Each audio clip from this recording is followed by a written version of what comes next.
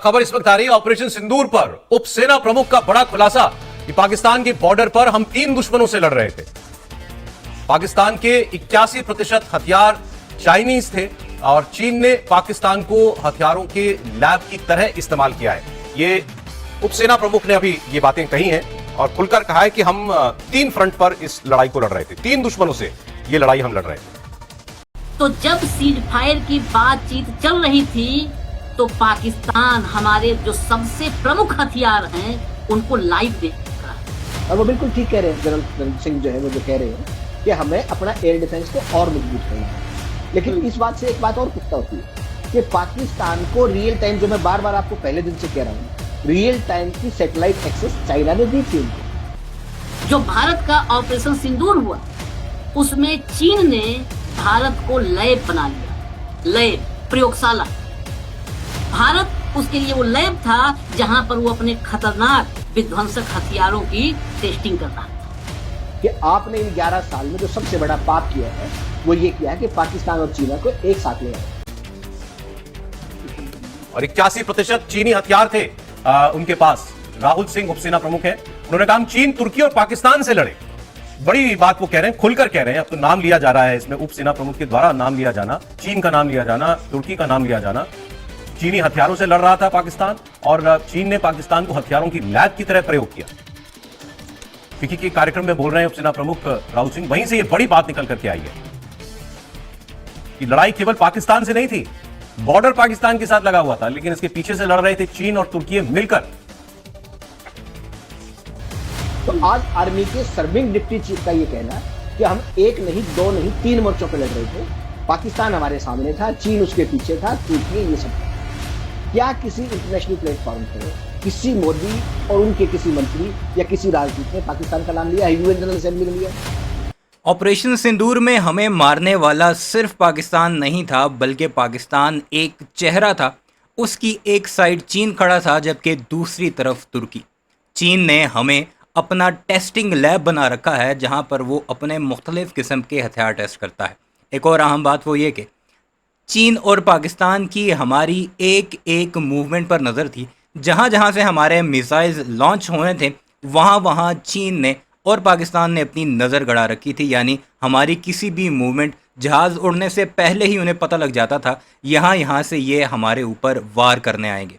ये इंकशाफ किसने किए हैं? किसी आम शख्स ने नहीं किए, भारत के वाइस आर्मी चीफ ने इस वक्त किए हैं, जो कि भारतीय फ़ौज का दूसरा सबसे बड़ा चेहरा, दूसरी सबसे बड़ी शख्सियत है। उन्होंने मज़ीद ये भी कहा कि हमें अपने डिफेंस सिस्टम पर मज़ीद काम करना पड़ेगा। यानी ये एक इतना बड़ा इंकशाफ है कि जो पहली बार भारत के किसी आर्मी के सीनियर ओहदेदार की तरफ से हो रहा है। और इस पर अब भारत के मीडिया में क्या कुछ चल रहा है, आज की इस वीडियो में आपको वही सब कुछ सिखाते हैं, जिसे देखकर आप ज़रूर महसूस होंगे कि अब आहिस्ता आहिस्ता वो सब कुछ मानना शुरू हो चुके हैं जो पहले वो दुनिया से या फिर अपनी आवाम को बेवकूफ़ बनाने के लिए छुपाते रहे। वीडियो पर आगे बढ़ने से पहले चैनल को सब्सक्राइब जरूर कीजिएगा। कमेंट सेक्शन में इस बारे में अपनी राय का इजहार भी ज़रूर कीजिएगा। तो एक बड़ा एक किस्म से एक खुलासा कहिए या एक्नॉलेजमेंट कहिए इस बात को। ये बात तो हम जानते सब है, लेकिन इसको यूं कहना, आर्टिकुलेट करना, ये बड़ी बात है। बिल्कुल सही है।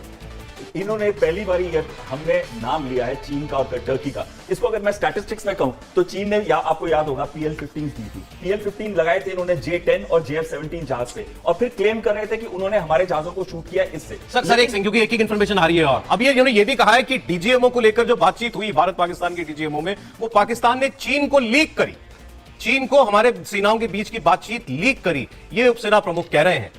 और कि पाकिस्तान चीन को जानकारियां लगातार देता जा रहा था, हम उससे सीधे बात कर रहे थे और वो आगे चीन को बता रहा था। और तुर्कियों के ड्रोन पायलट पाकिस्तान में मौजूद थे, ये बात भी पहले आई थी चर्चा में। एक बार सुनते हैं उनको। Another important thing during Op Sindoor was air defense and how it panned out. So it is good, bad. We could do a lot. Mr. एतराफ़ कर रहा है कि हमारे एयर डिफेंस सिस्टम में फ्लॉज ज़रूर थे, वो गुड भी था और बैड भी था। यानी पाकिस्तान ने वाक़तन वहाँ हिट किया है जहाँ पर भारतीय सोच भी नहीं सकते थे। Sir Ashok did talk about it that some of our indigenous systems performed well, some did not perform very well too. So it's of course a cat and mouse game, as I was mentioning outside. We need to be at it. This time, thankfully, our population centers were not quite addressed. in the next round. We have to be prepared for that, and for that, more and more air defense, more and more counter rocket artillery drone sort of a system has to be prepared, for which we have to move very, very fast. So few lessons that I thought I must flag as far as Operation Sindoor is concerned.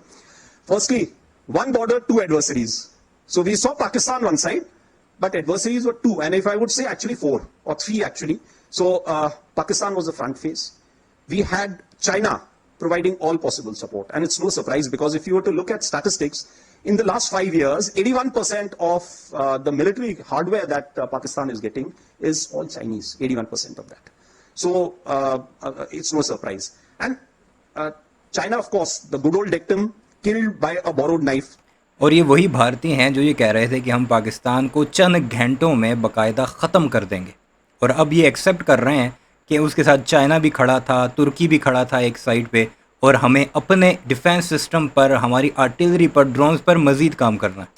36 stratagems that China talks about, killed by a borrowed knife. So he would rather use the neighbor to cause pain than getting involved in the mud-slinging match on the northern border. So that is what he's seen. And another thing that China perhaps has seen is that he's able to test his weapons against, say, various other weapon systems that are there. It's like a live lab which is available to. So it's a good. That is what is something we have to be very, very cognizant about.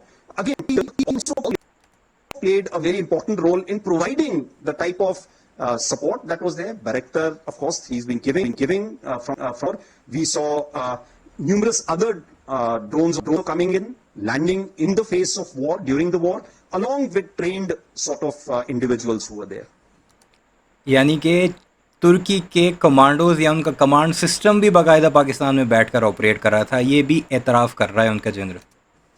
The next important lesson is the importance of C4ISR and civil military fusion. There is a lot to be done as far as this domain is concerned. हमारे हथियार Pakistan live देख रहा था और DGMO की बातचीत में बात सामने आई. इतना ही नहीं, हमारे डिप्टी आर्मी चीफ का जो विस्फोटक खुलासा है उसमें यह भी है कि पाकिस्तान और भारत के बीच जो संघर्ष हुआ, जो भारत का ऑपरेशन सिंदूर हुआ, उसमें चीन ने भारत को लैब बना लिया. लैब, प्रयोगशाला. भारत उसके लिए वो लैब था जहां पर वो अपने खतरनाक विध्वंसक हथियारों की टेस्टिंग कर रहा था. कोई और नहीं कहा है, फिर मैं रिपीट कर दूं, भारत के उप सेना प्रमुख, भूतपूर्व भी नहीं वर्तमान. और इन सबके बीच आप कल्पना कीजिए, जब भारत के सारे हथियार पाकिस्तान लाइव देख रहा था, चीन भारत को प्रयोगशाला बना रखा था, उस वक्त उसी ऑपरेशन सिंदूर के नाम पे हमारे प्रधानमंत्री देश में जश्न का माहौल बनाने की कोशिश कर रहे थे, राष्ट्रवाद का माहौल बनाने की कोशिश कर रहे थे, रोड शो कर रहे थे, सिंदूर लहू में दौड़ा रहे थे और सिंदूर बांटने की तैयारी कर रहे थे. और वो बिल्कुल ठीक कह रहे हैं जनरल सिंह जो है, वो जो कह रहे हैं कि हमें अपना एयर डिफेंस को और मजबूत करना होगा. लेकिन इस बात से एक बात और पुख्ता होती है कि पाकिस्तान को रियल टाइम, जो मैं बार बार आपको पहले दिन से कह रहा हूं, अगर भारत को पाकिस्तान नुकसान पहुंचाने में कामयाब नहीं हुआ तो फिर ये अपना एयर डिफेंस सिस्टम क्यों इन्हेंस करना चाहते हैं. सीधी सी बात है, पाकिस्तान ने वहाँ हिट किया जहाँ पर ये कभी सोच भी नहीं सकते थे कि उनका डिफेंस सिस्टम जो फ़िलहाल मौजूद है वो इतना नाकाम हो जाएगा कि उन्हें नेक्स्ट टाइम के लिए अपने एयर डिफेंस सिस्टम को डबल करना पड़ेगा. कह रहा हूं, रियल टाइम की सैटेलाइट एक्सेस चाइना ने दी थी उनको, और उसको पूरे के पूरे, जो हम पहले से कह रहे थे कि एक लेबोरेटरी के तौर पर प्रयोग किया, आज जनरल राहुल आर सिंह ने उसको और खोल दिया. उन्होंने कहा कि अभी तक जो चाइना के जो हथियार हैं वो लैब के अंदर टेस्ट होते थे, आइडियल कंडीशंस के अंदर टेस्ट होते थे. भारत के खिलाफ जो इसका पाकिस्तान का जो ऑपरेशन सिंदूर हुआ, इसके अंदर उनको रियल टाइम में लाइव लैब बना दिया गया. यानी कि पिछले 5 साल में पाकिस्तान के पास जो चाइनीज इन्वेंट्री है वेपन्स की, वो करीब 81% है हार्डवेयर, मिलिट्री हार्डवेयर, और उस सारे के सारे को बिना एक चवन्नी खर्च किए, जो हमारे पास जो वेपन्स हैं सिस्टम्स, वो सारे के सारे इंटरनेशनल स्टैंडर्ड्स के, चाइना के अपने हैं. तो चाइना ने उनको भारत के एडवांस मोस्ट सिस्टम के खिलाफ टेस्ट कर दिया. यही तो हम कह रहे थे, और रियल टाइम सैटेलाइट एक्सेस दे दी. यानी कि भारत ने, आप कहिए कुछ भी, भारतीय सेना को सैल्यूट है, तीनों सेनाओं को, कि वो लड़ रहे थे केवल पाकिस्तान के साथ, लेकिन मोर्चे 3 थे। पाकिस्तान सामने था, चाइना पीछे था और तुर्की ड्रोन दे रहा था। इस बात को आज स्वीकार कर लिया deputy chief of army staff lieutenant general Singh ने।